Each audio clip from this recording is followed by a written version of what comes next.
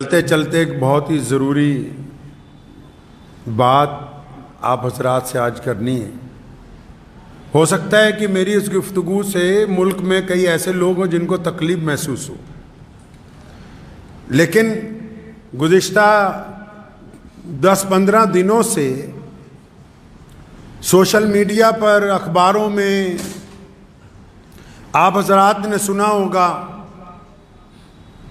کہ common civil code کے نام سے اخبار بھی بھرے پڑے ہیں، واٹس ایپ بھی بھرا پڑا ہے، اور ہمارا نیشنل میڈیا وہ بھی پورے زور شور سے سول کوڈ کی جو ہے وہ بات کر رہا ہے۔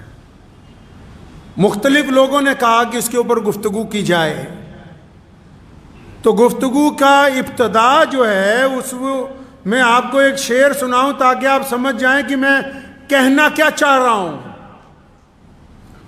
کہا ہے نا کسی نے کہ خدایا یہ تیرے سادہ دل بندے کدھر جائیں، خدایا یہ تیرے سادہ دل بندے کدھر جائیں، کہ سلطانی بھی عیاری ہے درویشی بھی عیاری۔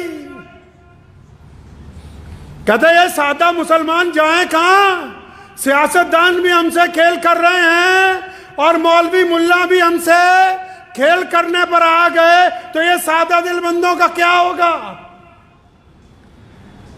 پچھلے 15 دن سے میڈیا نے ایک ماحول تیار کر دیا ٹی وی پر، واٹس ایپ کے اوپر، کہ جی کامن سول کوڈ آ رہا ہے، مسلمانوں کی یہ ہو جائے گا، اور بڑے بڑے لوگ اس میں، گنتی کے چند مخلص لوگوں کو چھوڑ کر بڑے بڑے لوگ اس میں آ گئے مسلمانوں کی طرف سے کہ ایسا ہونے والا ہے، ویسا ہونے والا ہے۔ کوئی مسلمانوں کو ڈرا رہا ہے، کوئی مسلمانوں کو اکسا رہا ہے، کوئی مسلمانوں کو دھمکا رہا ہے۔ ارے اللہ کے بندے، کرنا کیا چاہتے ہو، کیا بتانا چاہتے ہو قوم کو؟ بات کامن سول کوڈ لانے والوں کی نہیں کر رہا ہوں، بات کامن سول کوڈ کے ذریعے مسلمانوں کی سیاست میں مسلمانوں کو بیوقوف بنانے والوں کی کر رہا ہوں۔ ایسے ایسے لوگ اگر کوئی پریشانی آ جائے، دکھ آ جائے، تکلیف آ جائے، تو اپنی میٹنگوں میں کہتے ہیں کہ ہمارا تعلق تو نکاح اور طلاق کے مسئلوں تک ہے، اور اب مسلمانوں کا نام لے کے کامن سول کوڈ کے ذریعے پورے ملک میں ایک ماحول بنا دیا کہ دیکھو جی مسلمانوں نے تو کہا یہ کر دیں گے، مسلمانوں نے تو ابھی کچھ بھی نہیں کہا، یہ صرف وہی لوگ کہہ رہے ہیں جو الگ الگ سیاسی پارٹیوں کی بی ٹیم بنی ہوئی ہے۔ حیرت کی بات ہے، آپ کو میں بتانا چاہتا ہوں، الگ الگ طرح کے میسج آ رہے ہیں، مولویوں کو آ رہے ہیں کہ جمعہ کی نماز میں بتاؤ اسلام کو خطرہ ہے، اسلام کو خطرہ ہے یا تمہاری کرسی کو خطرہ ہے؟ فی الحال جو پچھلے 75 سال سے مسلمانوں کے سودے کرتے آئے ہیں ان کو خطرہ محسوس ہو رہا ہے کہ اسلام کو خطرہ محسوس ہو رہا ہے؟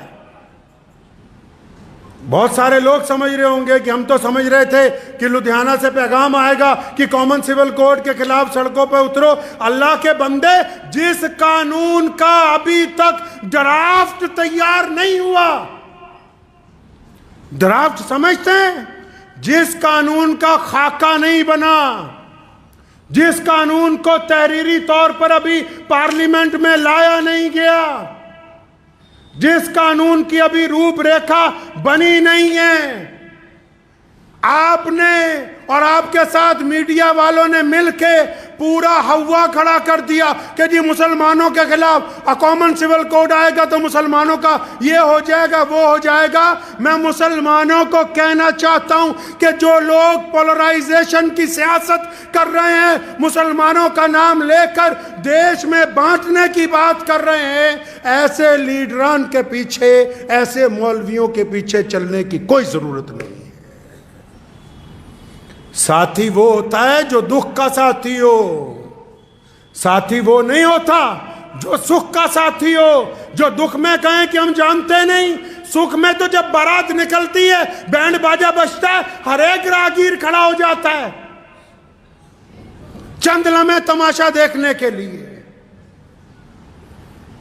کامن سول کوڈ ہے کیا؟ اس پہ گفتگو ہی نہیں ہوئی، بڑے بڑے اعلان آ رہے ہیں۔ ہم کب کہتے ہیں کہ ہم شریعت چھوڑ دیں گے؟ دنیا کی کوئی طاقت نہیں ہے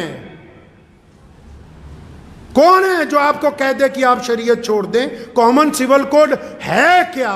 اس کی روپ ریکھا کیا ہوگی؟ وہ بنے گا کیسے؟ کیا وہ صرف مسلمانوں کے لیے بننے جا رہا ہے؟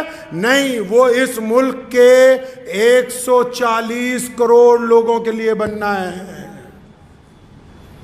کتنے لوگوں کے لیے بننا ہے جی؟ 140، اور ہم کتنے ہیں؟ 18 یا 20 کروڑ مسلمان۔ یہ جو باقی ہمارے بھائی ہیں، ہندو بھائی ہیں، سکھ بھائی ہیں، دلت بھائی ہیں، جتنی بھی قومیں ہیں، وہ بھی کوئی رائے دیں گی یا نہیں دیں گی؟ ابھی حکومت کوئی ڈرافٹ لے کے آئے گی کہ نہیں لے کے آئے گی؟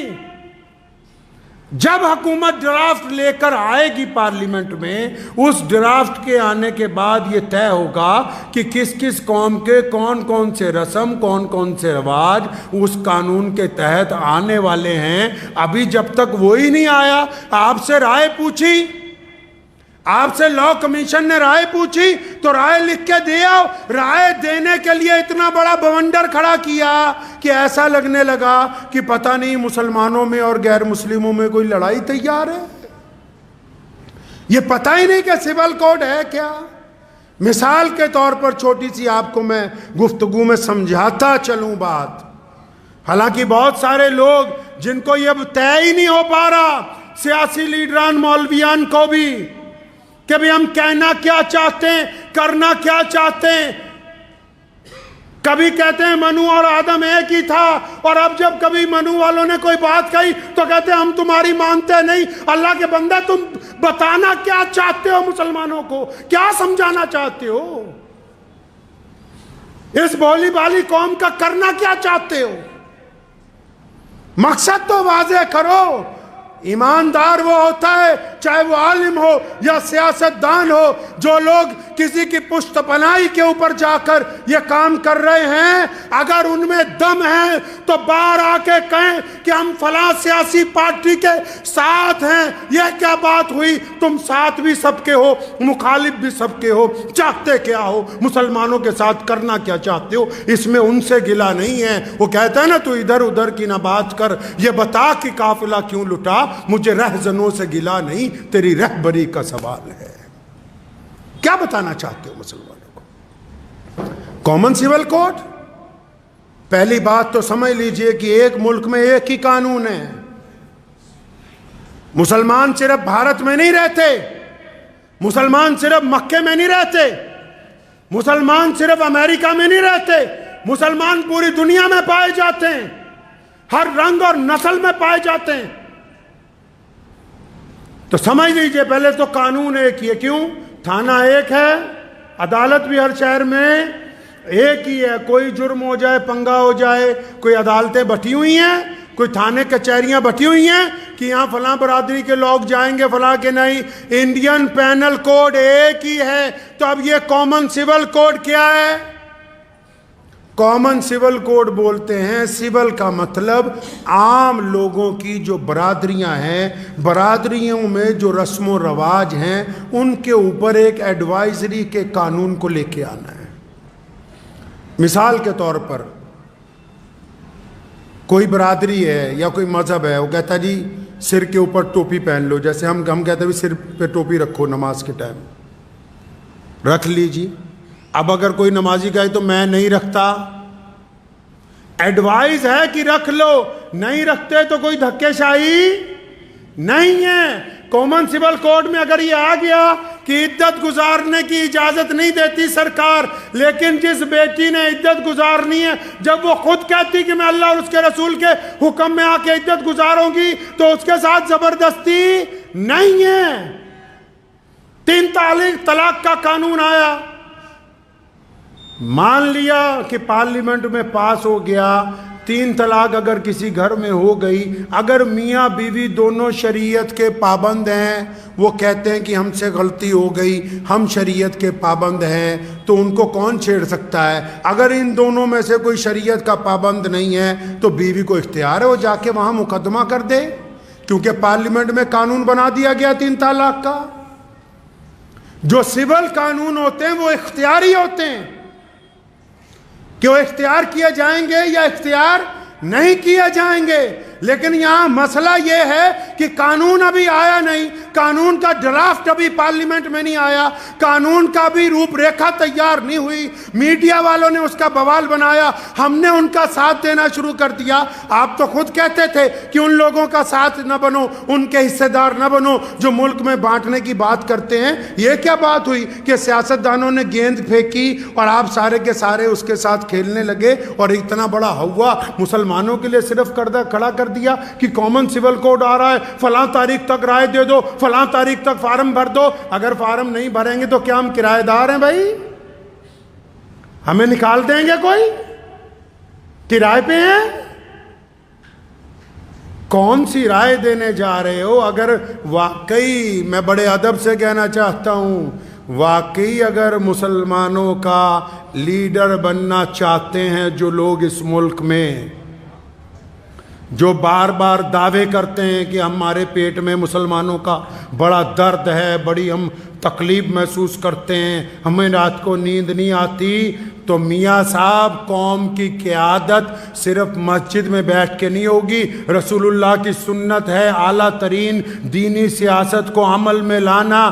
اگر آپ میں واقعی قوم کا درد ہے تو 2024 کا الیکشن آ رہا ہے، اپنے علاقے میں جائیے، الیکشن لڑیے، ممبر پارلیمنٹ بنیے، کیونکہ جو باہر بیٹھ کے آپ پریس کانفرنس میں باتیں کرتے ہیں وہ سرکار تک صحیح طرح نہیں پہنچتی۔ جب آپ پارلیمنٹ میں بیٹھ کے اپنا دکھ درد سنائیں گے تو پھر سرکار بھی سنے گی، دنیا بھی سنے گی، اور اس کو سنانے کا کوئی فائدہ بھی ہوگا۔